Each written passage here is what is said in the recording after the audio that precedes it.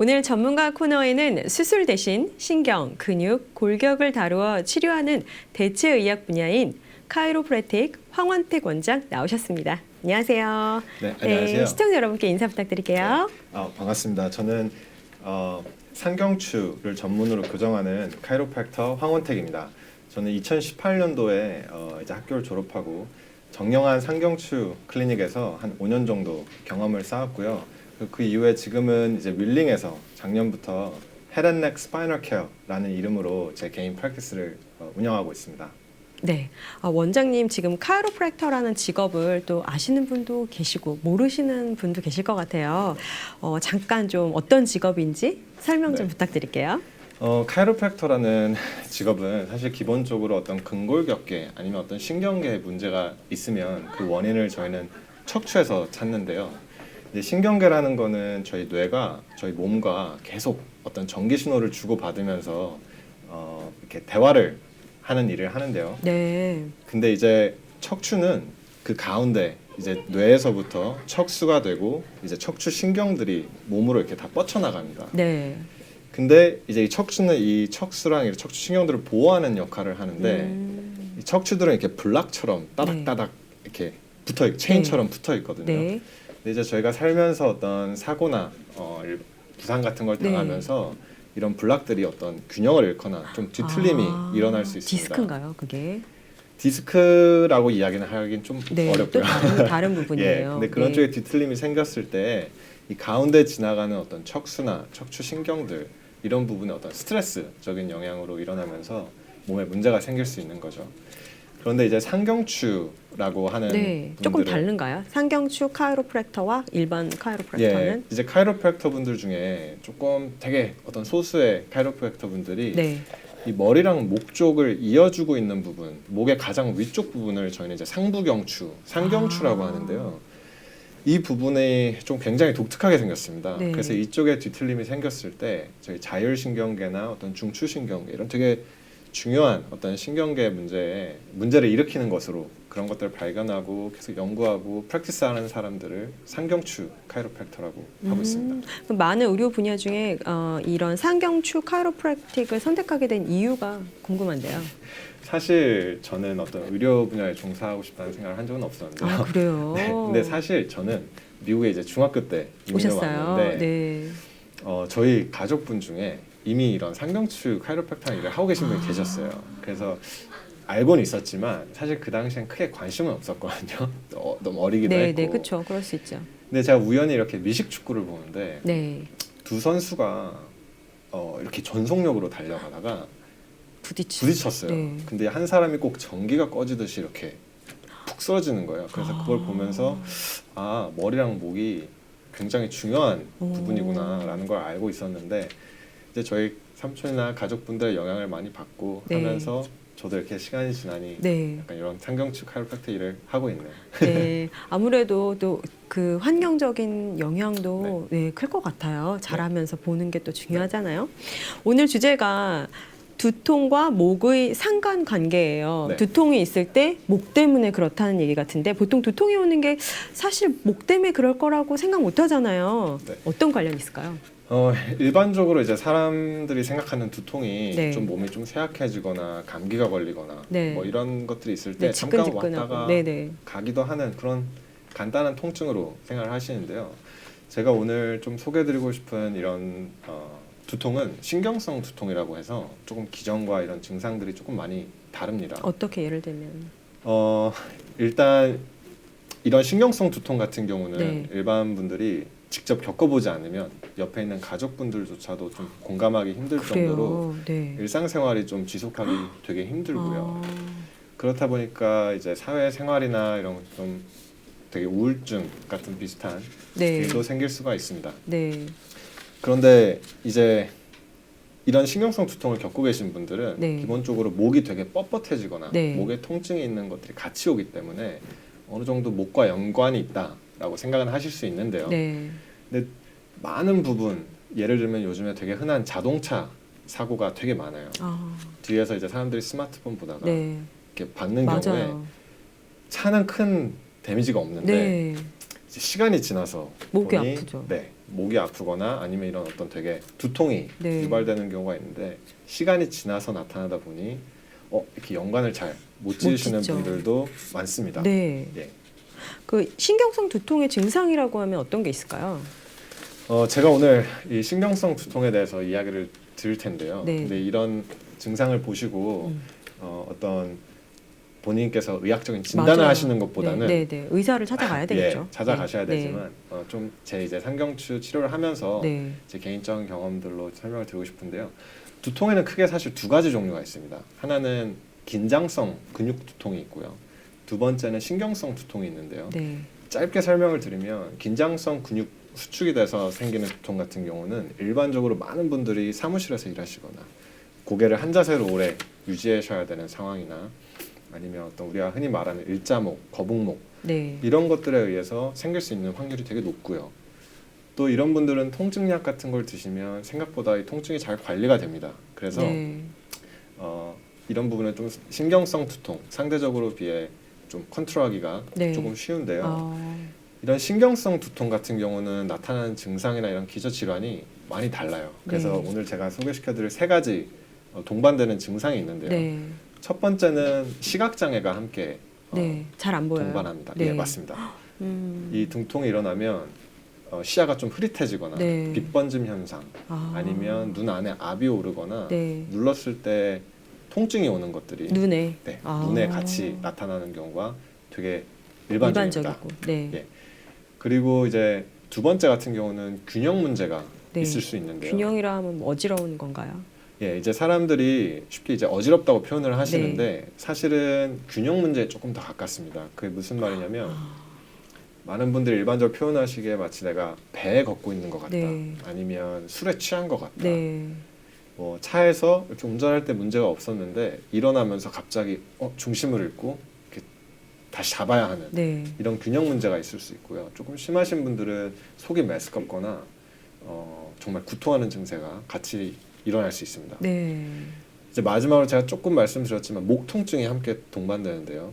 이런 신경성 두통이 있을 때 목이 뻣뻣해지고 네. 목이 잘 안 움직여지는 부분도 있지만 사실은 조금 심한 분들은 얼굴이나 한쪽 팔이 마비. 조금 좀 감각이 무감각해지거나 좀 이렇게 찌릿찌릿한 네, 네, 네. 현상이 같이 올 수도 있고요. 신경이니까. 네, 맞습니다. 그렇죠. 그 신경이 이제 목에서 오다 보니까 네. 그런 증상들이 같이 나타날 수 있습니다. 네. 그래서 만약에 두통이 있으신데 이런 세 가지 어떤 증상이 증상들 있으면, 같이 네. 있으면 신경성 두통을 좀 의심해 보실 수 치료는 있죠. 보통 어떻게 하나요? 현재 의학계에서 치료하는 네. 방식이요. 이거는 이제 주로 일반적으로 두통이 있어서 주치의 선생님을 찾아가면 네. 신경외과로 소개를 받으시는 네. 이유가 이런 두통은 신경 질환으로 분류가 되는데요. 그렇죠. 이제 제가 이쪽은 전문가가 아니지만 네. 이제 제 경험상 네. 봤을 때 많은 치료들이 목 주변의 이런 조직들, 근육들을 이완시키는 것이 목적으로 되는 것들이 많고요. 네네. 이제 그 부분은 이제 약물 치료가 될 수도 있고 해서 이 근육들을 계속 스트레칭하려고 하는 네. 방법이 있고요. 두 번째는 조금 정말 심하신 분들은 이 척추 위쪽에서 나오는 신경들이 머리 위쪽으로 올라갑니다. 그러다 보니 이쪽 신경에서 통증 시그널을 보내는 부분을 네. 이렇게 넘시키거나 죽이려고 하는 그런 치료들도 동반되기도 합니다. 그럼 선생님께서는 어떻게 하시죠? 이제 저 같은 경우는 이제 상경추 치료, 카이로프랙틱 치료라는 일을 하는데요. 이런 사실은 이런 신경성 두통은 원인을 지금 되게 정확하게 판단하기가 쉽지가 않습니다.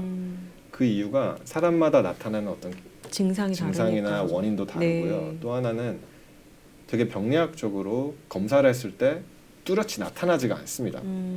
그렇다 보니까 한 사람한테 어떤 맞는 치료 방법이 있거나 약물이 어떤 드시는 약물이 맞다고 해서 모든 사람에게 맞지는 않는데요. 그런 그럼요. 치료법은 제가 네. 아직까지 알고 있는 것은 없습니다. 네, 네. 그런데 지금 이런 신경성 두통의 원인을 네. 여러 가지 중에 하나는 가족력이 있으신 분들은 생각보다 있을 확률이 되게 가능성이 높고요. 높죠. 네.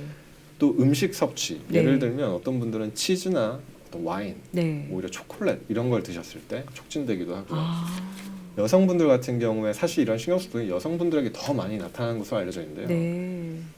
호르몬 주기에 맞춰서 이런 게 촉진되기도 합니다. 그래서 이런 신경성 두통은 어떤 한 가지의 근본적인 원인에서 시작해서 나타난다기보다는 되게 여러 가지 복합적인 요인들이 작용해서 이렇게 유발되는 것으로 지금 네. 이해를 하고 있는데요. 상경추 치료라고 하는 것은 사실 이 목 쪽을 보시면 네, 네. 목은 지금 7개의 척추가 있고요. 네. 이거는 지금 머리, 저희 네. 뒤통수가 있고요. 네. 근데 나머지 모든 척추에는 이런 척추 디스크가 있습니다. 네.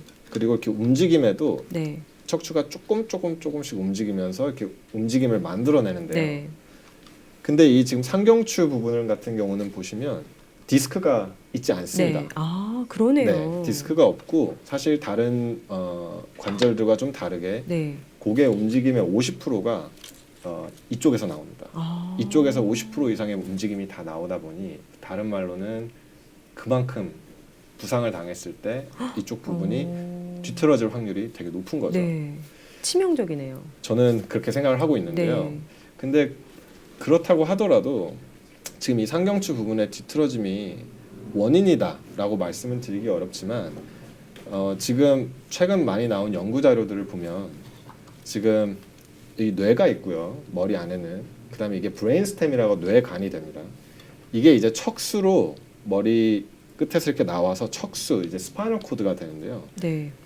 이 머리 위쪽, 머리랑 목이 만나는 위쪽 이 지점에 있는 브레인스템 이쪽과 여기서 나오는 뇌신경 이쪽에 문제가 생기면서 이런 신경 두통이 이어진다고 지금 많은 연구 자료들이 나오고 있습니다. 네. 근데 이제 구조적으로 봤을 때 이 머리 위쪽에 뒤틀림이 생기면 이 브레인스템 쪽 이쪽에 큰 영향을 미칠 수 있는 것으로 저는 보여지고 있습니다. 그렇군요. 상부 경추를 교정한다고 하셨는데요. 예. 두통에 어떻게 도움이 되는지 효과와 장점에 대해서 좀 말씀해 주시죠. 네. 지금 이 상부 경추 같은 경우에는 이 치료는 저한테 예방하는 것과 이제 관리 차원에서 굉장히 좋은 장점이 있다고 생각을 네. 하는데요. 우선 이쪽 그 관절이 되게 독특하게 생겼다 보니까 어떤 물리적인 힘이나 센 힘으로 교정을 할 수가 없습니다. 근데 이쪽에 조금 뒤틀어진 부분을 아주 정교하게 엑스레이를 찍어서 좀 분석을 한 후에 정확한 어떤 힘을 전달을 해서 좀 교정을 하는데요. 지금 이 뒤틀어짐이라는 게 사실은 1도, 2도, 3도 되게 작은 도수를 이야기를 하거든요. 네. 그래서 이 부분을 교정을 하고 그 후에 또 같은 엑스레이를 찍어서 정확히 비교를 할 수가 있습니다. 얼마나 교정이 진전됐는지. 예. 네, 네. 그러다 보니 많은 이런 게스워크가 많이 좀 빠져나가는 좋은 점이 있고요. 또 두 번째는 이게 좀 정교하게 교정을 하다 보니 어느 정도 이제 안정기가 지나면 많은 분들이 교정을 유지할 수가 있습니다. 그런 다른 말은 그만큼 방문 횟수가 적고 이 교정을 유지를 하는 동안 효과가 좀 오랫동안 지속될 수 있는 그런 장점이 있다고 생각하고 있습니다. 그렇군요. 네. 그렇다면 이런 신경성 두통을 치료 및 관리하기 위해서 우리가 알고 있으면 좋은 점 어떤 게 있을까요? 우선 제가 꼭 드리고 싶은 말씀은 많은 분들이 이제 두통이 만약에 이런 신경성 두통이 네. 있다고 하시더라도 그냥 약을 먹고 버티시거나 그럼 안 되죠. 네, 두통은 사실 조금 무시하시거나 관가하시면 안 되는 근본적인 증상으로 원인을 찾아서 치료를 해야 되죠.